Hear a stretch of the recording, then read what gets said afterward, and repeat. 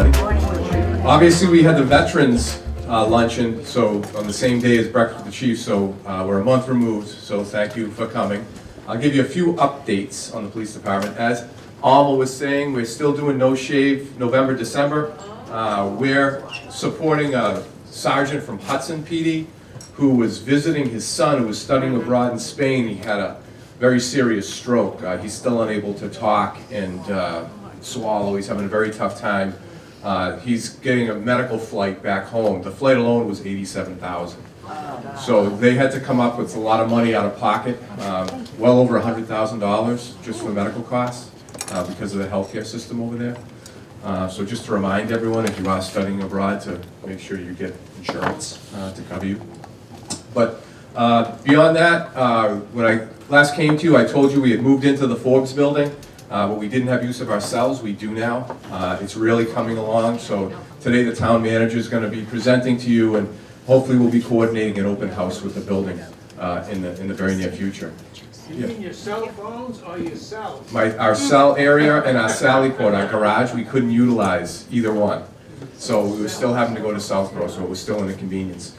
And one thing I really wanted to share with you, last night we went to Shop with a Cop program with a bunch of area police departments out in Framingham, and we had a really cute 11-year-old girl, a little angel. She pulled one of our sergeants aside and she said, you know, my dad works really hard. He has 2 jobs. He works outside a lot and he doesn't have a good winter coat or gloves or a hat. Could I use my money for my dad? Oh my God. So it almost made Sergeant Daniels cry. Yeah. And so it was really, I could tell you, an uplifting event. It's the first time that we participated in it. I can tell you it won't be the last. And we made sure the little girl did get some gifts, and we took care of that with the other officers. So it was a very, very heartfelt. And lastly, just to share before I introduce the town manager, at the selectmen's meeting I gave an update. You know, we had that critical incident, that domestic violence call. Really should have been a homicide. The preliminary investigation has revealed that, you know, our officer acted appropriately, utilized the proper use of force. It was lawful, his actions were lawful. And I just wanted to let you know that he's back to work, Sergeant John Gallagher. He's doing well. Thank you. The victim, who also should be, you know, she's a hero as well, her will to live, and the Good Samaritans, it was a team effort that saved her life. So very thankful to report, you know, she will survive. She's doing okay, very serious injuries. But I'm very proud of all of our officers that were involved in that incident, the fire department, the state police, and the district attorney's office. But I just wanted to let you know that we acted appropriately, and everyone's doing okay. So without further ado, I will introduce our illustrious town manager. Yes, Andy. That little girl's father, did he get his coat and gloves? He did. Oh, good. All right. He Nice. took care of business. Nice. Great. Without further ado, Christy Williams. Good morning. Morning. I'm really happy to be here. I asked the chief if he would please invite me so I could come and talk to all of you. And I'm really excited. We also have Kim Foster here, who I'll introduce in a minute, but she's our new assistant town manager. So she'll come up and say hi to all of you as well. I just wanted to talk about some things that are going on right now in the town. But one thing that I did give to you was the strategic plan. I'll just hold it.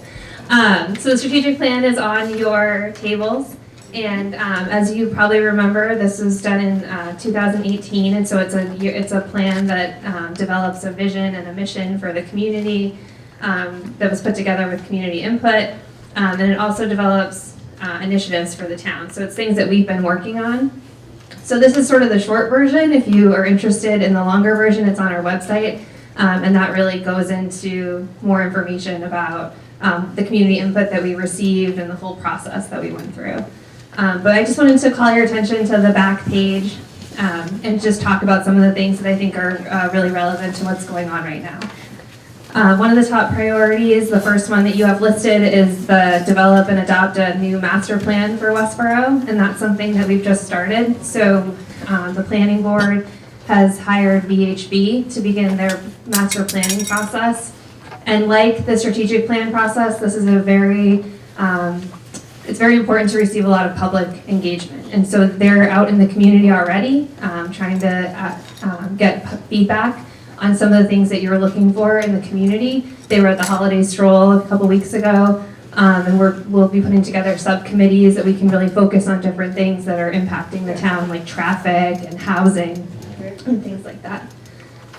And that's going to be about a 14 to 16 month process, and we've just started it now. So if you're interested, I would really encourage you to pay attention to the meetings that are going to be posted, and also the planning office is looking for feedback, any sort of feedback that you want to provide. So you can call them, you can come in, you can write to them.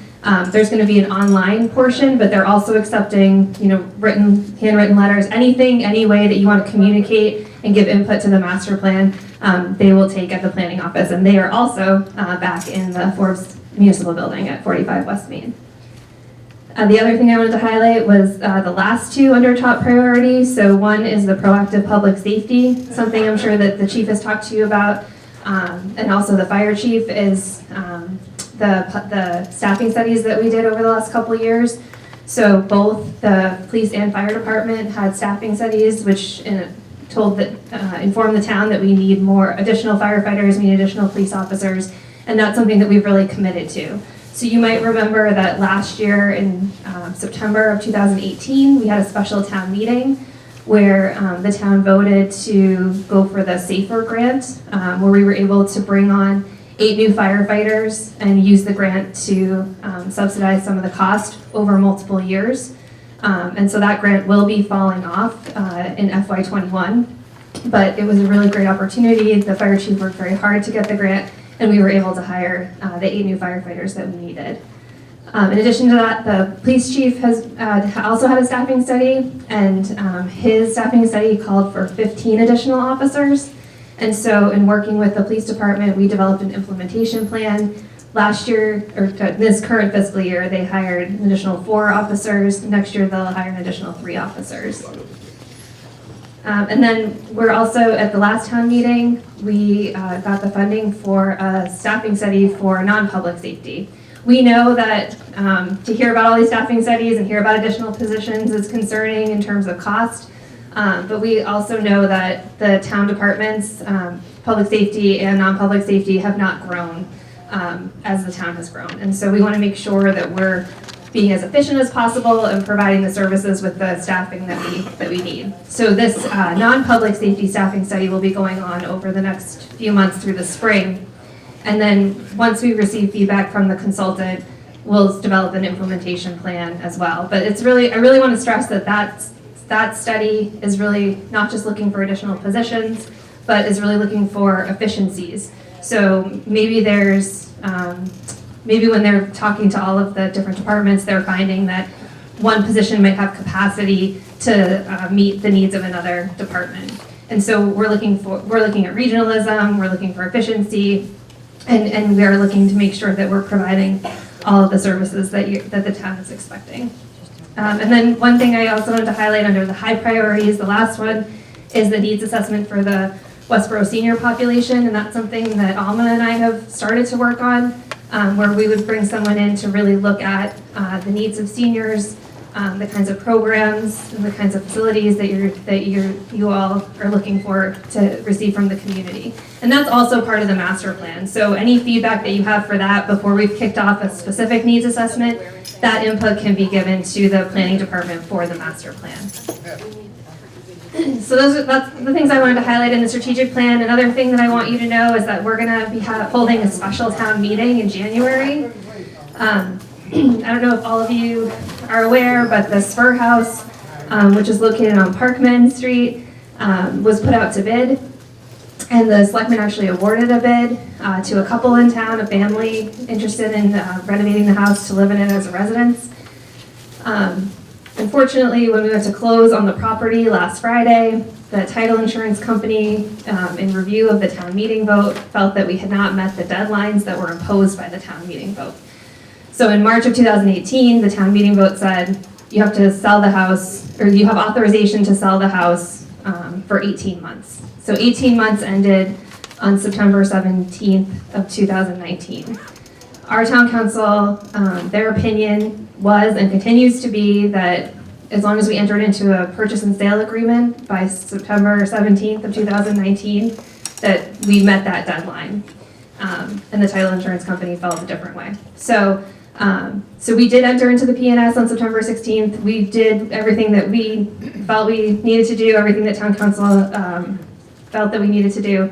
But if the title insurance company won't insure the title, then we have to go back for another vote at town meeting. So we will have that special town meeting in January. And there'll be 2 additional articles on that. One is during the last storm, the DPW salt shed had got a hole in the roof. And so obviously we need to fix that as quickly as possible to protect the material within the salt shed. And so there'll be an article for funding to fix that. And then also there'll be an article for authorizing the town to go for special legislation to acquire the sliver of property that's actually behind the DPW. When the Lyman Street School when they did the disposition of the Lyman Street School, there's a sliver of property that was intended to come to the town because we're already using it, frankly. The shooting range that the police department uses, and then also the DPW has items on this little sliver of landlocked property. And so this is a non-monetary article at this point. It's really just going through the process that we need to go through with the state legislature to make sure that that piece of property can come to us. So those are the 3 things. We have not scheduled the town meeting yet. The selectmen will do that on December 17th, so Tuesday night. But right now we're looking at the first week in January. And we were actually talking about having it in the Great Hall at the Forbes Building. So if you haven't seen that room yet, it's beautiful. I would encourage you to go and take a look at that.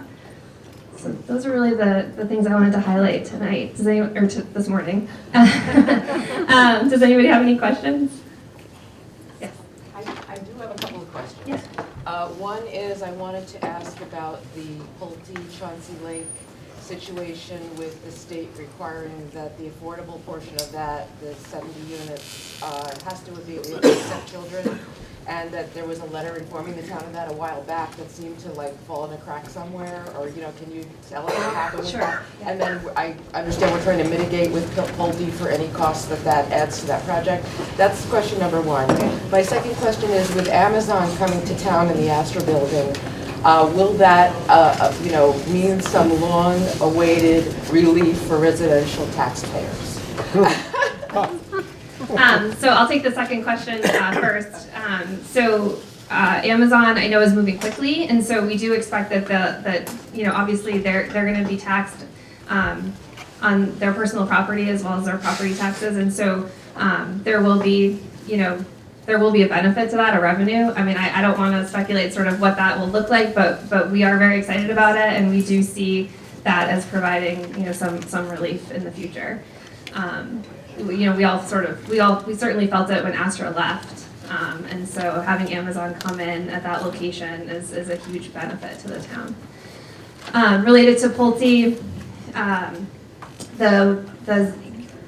so initially we had talked about a variance for the project so that they would not, or so that they would allow children in the affordable units only, just like you had said. In working with DHCD, it seemed like any sort of solution that we would come to mitigate the potential impact of school children being added to the system was not going to be accepted by DHCD. And so ultimately the ZBA granted them relief from the affordable housing requirement in total. Oh, they did? Okay. So that happened maybe 2 weeks ago. Oh, okay. And so they're working on mitigation related to that. Pulte, in talking with Pulte, because now we would not have affordable housing, the relief the mitigation would be $9 million for the town to take in to support seniors, inclusive of affordable housing. And so the point of that being that we were losing the 70 units of affordable housing at the state hospital property, but they're providing us with a lump sum in addition to the $1.4 million that we were already getting from the relief we had initially granted. And so that would allow the town to potentially build additional affordable housing. So that's better, because then we can control what's built. Right, so it's all market, it'll be all market rate units at the property, Okay. and then we'll receive that mitigation. The language of that decision hasn't been finalized yet, but that's where we're at. Okay, well, I'm glad to hear that. Yeah. What's the status of the legal theater? Better laugh. It's a great question, and one we get all the time. So the Regal Theater, we still, that the town received a letter. We were moving forward with selling the theater. We received a letter with a claim of ownership, and so that's when we terminated the purchase and sale agreement with the person or the company that we had awarded the theater to. So we're moving. That's sort of playing out, but we're moving through the tax title process, just like we would with any property where they're for non-payment of taxes. And so we're just we're just waiting. We're waiting to move through that process. We're certainly moving through as quickly as we can, but that's really the status of the theater. Yeah. Can we make a suggestion? Please, yes. Way the town could make a lot of money. Oh, okay. If the chief stationed an officer at the Rotary to give tickets to every idiot that cuts you off when you're in the Rotary.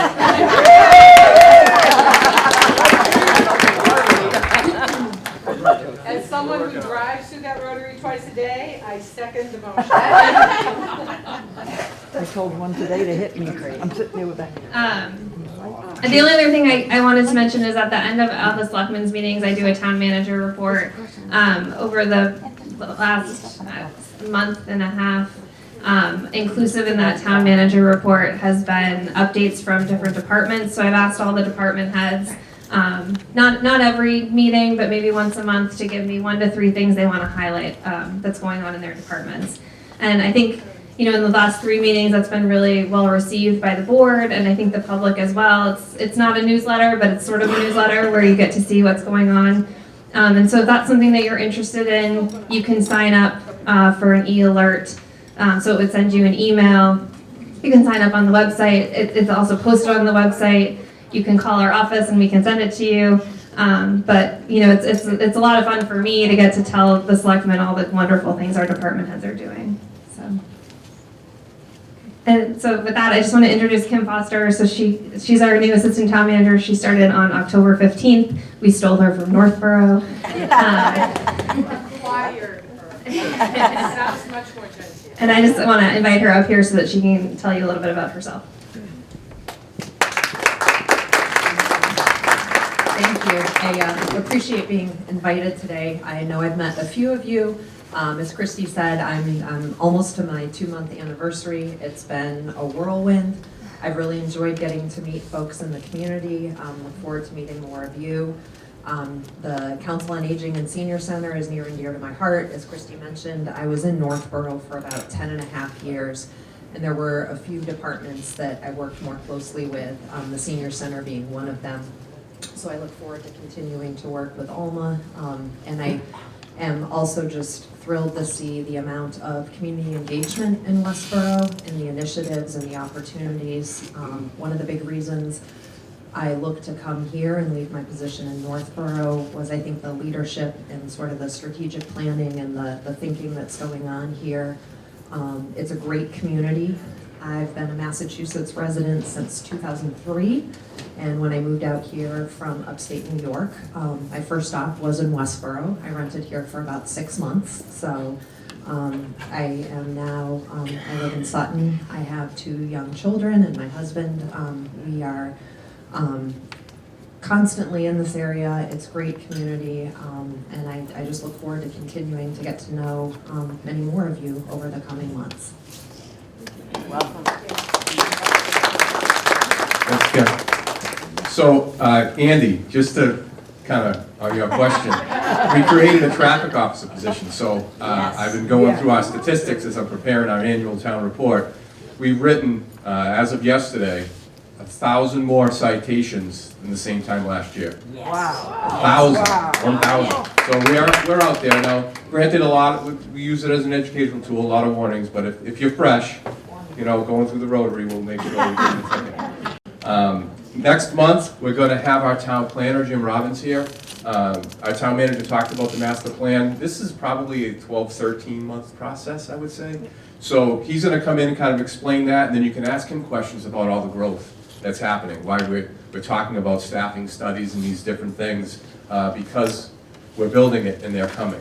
But like I said, things are well. The other thing that I'll also say is that we exceeded our calls from last year, all of last year in September. We're 5,000 more incidents, log entries in our log, so we've been very busy, and as you can see by the critical incident I touched on when I first started, there's some serious things coming. So you're gonna see us advocating for training, that continues, the very best training and equipment possible, and I really wanna thank all of you for your support after that incident, but also before it. When town meeting, when we came before you asking for equipment upgrades that were mission critical during that incident to have the very best equipment at our disposal for the safety of the officer and obviously the safety of the public. So again, thank you very much. We'll be back next month, the second Friday, with Jim Robbins. Thank you. So I want to introduce Teresa Peralt from Quilts of Valor, and she's going to do her presentation this morning. Good morning, everybody. I'm sure some of you have already heard my story, but I'll repeat it for the few who haven't. Quilts of Valor is a foundation that has a mission to be able to cover all veterans or all military personnel with a quilt of valor.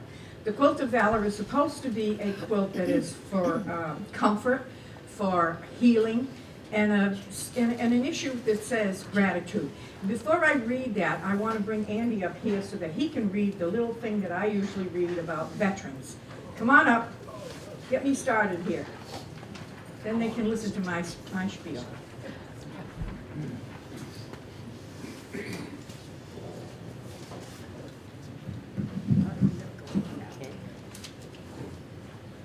It is the veteran.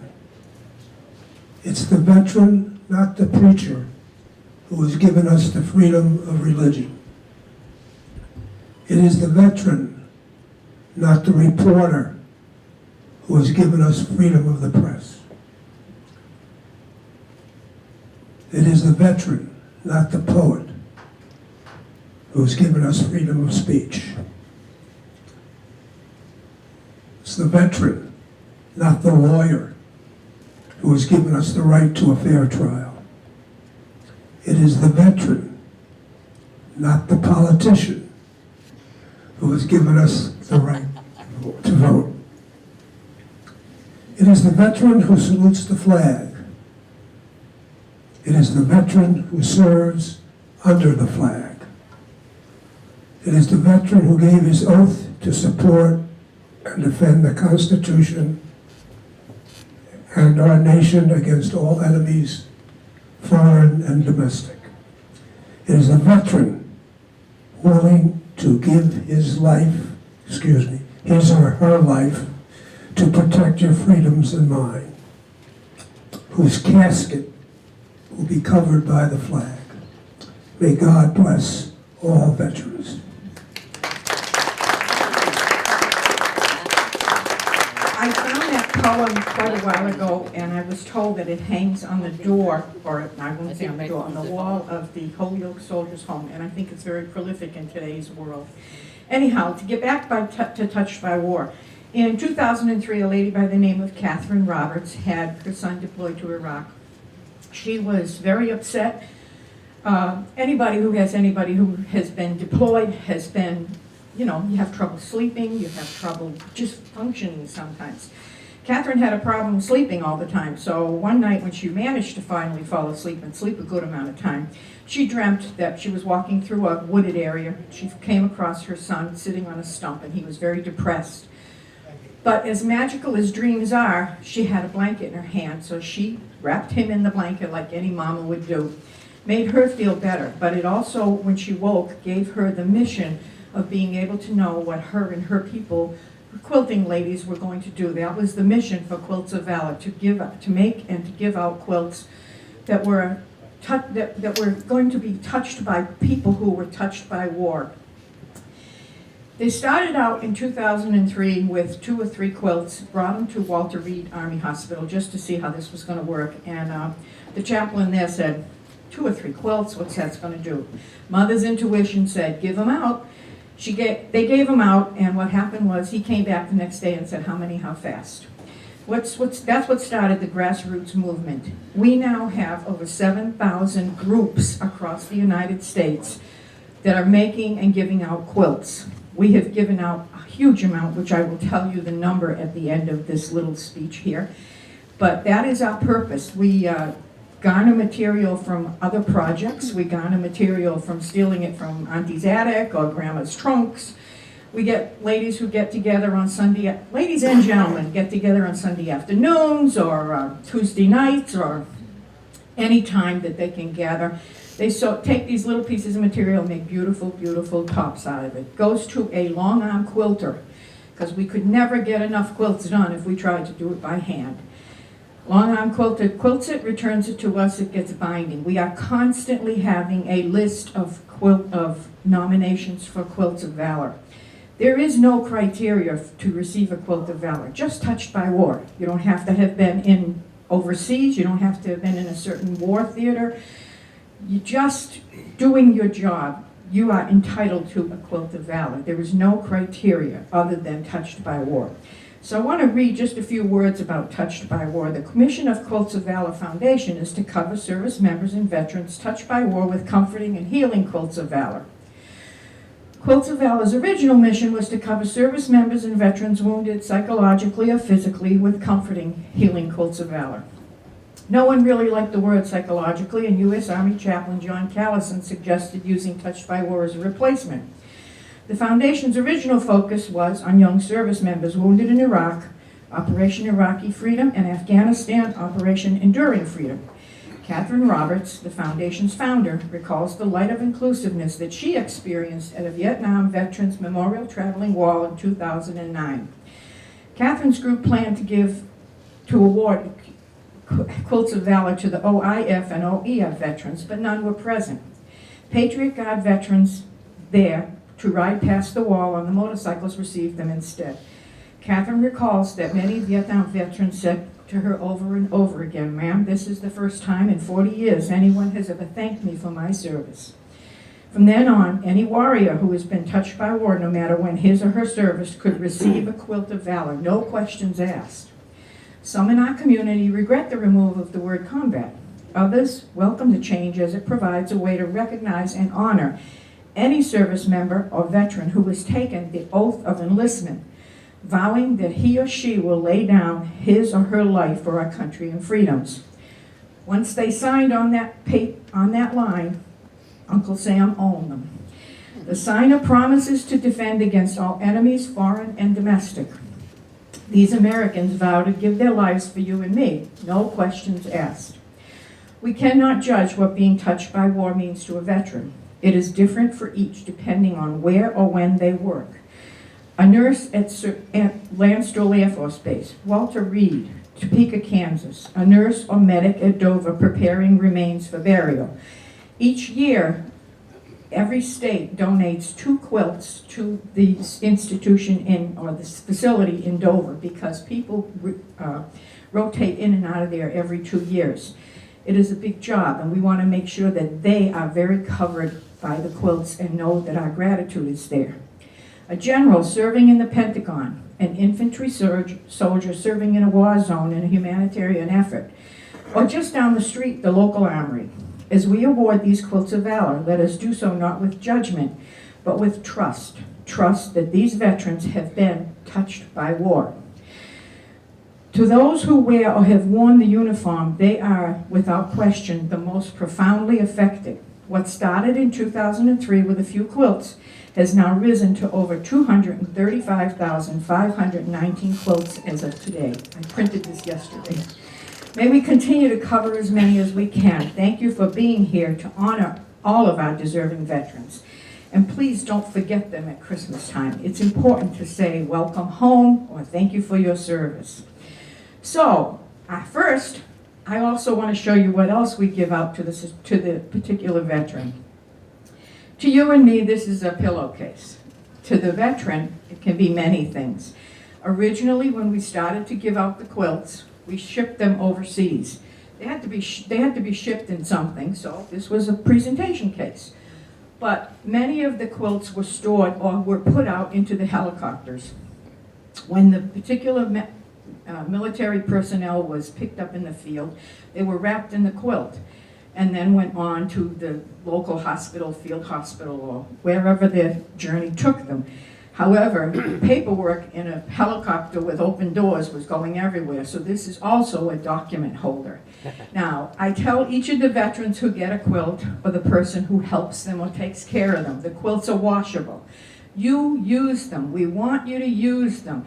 They are a tangible item that we want to show our gratitude with. They're beautiful to hang on the wall, beautiful. Don't put them in a box so that they get put away. They were made with love, and we want you to use them on the couch, on the sofa, on the recliner, on the bed, sitting at the table. If you get soup on it, or your drink, or your coffee, or your sandwich, goes in the washing machine. It's 100% cotton, and it goes back out into the dryer. And on nice days, outside, you get that nice grandma smell with it. Anyhow, I'm looking for Mr. William Ames. Can you please identify yourself? Hold on, we missed you last time. Can you help me? Somebody? Come on, Mr. Police Chief. Come on, we'll make it work. You're still here. Mr. Ames, you left early. You were supposed to get this quilt on November the 8th. It was pieced by the Charlton Quilting Group. It was quilted by a lady named Ann Pietras, and binding was done by a lady named Meredith Momboquette. Again, I'm going to have these gentlemen, who are real tall, open it up.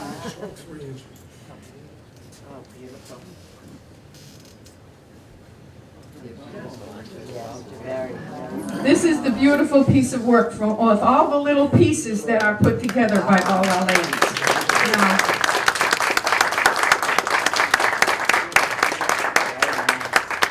we want to make sure that, can you just step forward and wrap him in it so that he gets to know he's been wrapped in a quilt. I'm glad I didn't know about this. Oh. That's a fine breakfast. Oh, nice. Now, when you can sit down with it. Now, whenever you use it, I want you to understand that, usually there's a lot of ladies, more ladies than gentlemen, who work on the handwork on this. So you can figure you're getting a hug from maybe 25 or 30 of them at once, all the time. That'll keep you interested. That makes it worthwhile.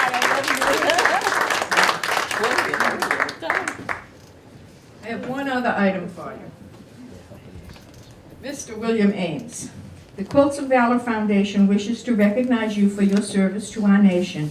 We consider it a privilege to honor you, though we may never know the extent of your sacrifice and service to protect and defend the United States of America. As an expression of gratitude, we award you this quilt. It's signed by Tammany McDaniel, who is the executive director, and myself as the representative for Massachusetts. You're welcome. Have the document folder. I'll put this here. Again, if you don't want to use the quilt and it's too warm or whatever, put the pillow in there and put it behind your head. You're still covered by a Quilt of Valor. Now, we were supposed to do a gentleman by the name of Earl Wood. I guess his caregiver here? No, he is the caregiver. Oh, he is the caregiver. Okay. What we're going to do is we're going to still say that we awarded him the quilt. If you guys don't mind showing it off, it would be great. Thank you. And we will make sure that he gets his quilt. Again, I will go to any facility to give the quilt. They are all different patterns. Oh, wow. But again, it's to make sure that they are quilted, that they know that they've been honored. Thank you very It's much. hard to pick even just, everyone you see is absolutely It's gorgeous. beautiful. That's right. No When they one's come like, in, "Oh." when they come in, it's like, there's no way to pick who's gonna get one either. And Earl will get the same certificate and a pillowcase also to go with his quilt. As I said before, I am willing to go to houses. I've done them in houses, garages, facilities, swimming pools, restaurants. You'd be surprised. Anyhow, and we always catch up with the people who tend to not show up. Anyhow, I thank you all for being here, and I just want to read one little poem that tells everybody how we feel about the Quilts of Valor, we the people who make them. A few pieces of cloth from people who care to honor your service, it only seems fair. Carefully chosen materials of red, white, and blue, sewn together for those patriotic and true. A top pieced together with caring and pride, then quilted with backing and a warm layer inside. Every stitch and seam sewn from the start with appreciation and gratitude straight from our heart. For you who have sacrificed for those here at home, may this quilt warm and comfort you wherever you roam. Our hope with this quilt is to make sure that you knew we appreciate all you've done and all you've been through. The author is Mary Welch, and she is a Quilts of Valor coordinator from the state of Virginia. Again, thank you for being here. I appreciate it very much.